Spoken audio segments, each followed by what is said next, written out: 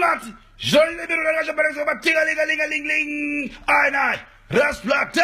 Zira na bona yo king silase. Biro na bona makeno youths. Fijara kumbora salati. Ewo Ras Platy mwira siku jamira sei. Abana bafana muri sei. Anga makori ga mamsubatika ba mepo.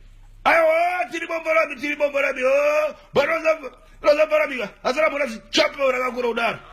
Ras Platy ndizvo bideipi kwema kutaura yoma Asara bona ZiChapel rakakura udaro. Aiwa. Manga nyanga yapera makonzeresa. Akuda mfana masara bona ZiChapel rakakura udaro.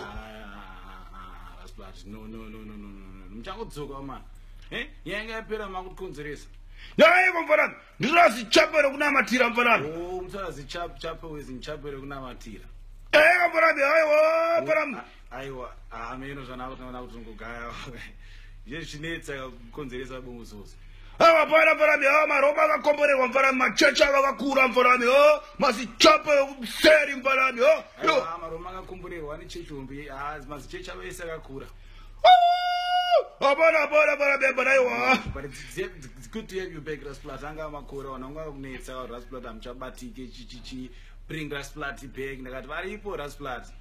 Chachiri mfana mitiri maghost accounts ona chingo. It's good to have you back though. Mfana mitiripo mfana rakawashinga mfana we are here, we are back for life. Ras Platy not cheap mfana taura wega mfana. Toti chigo mfana.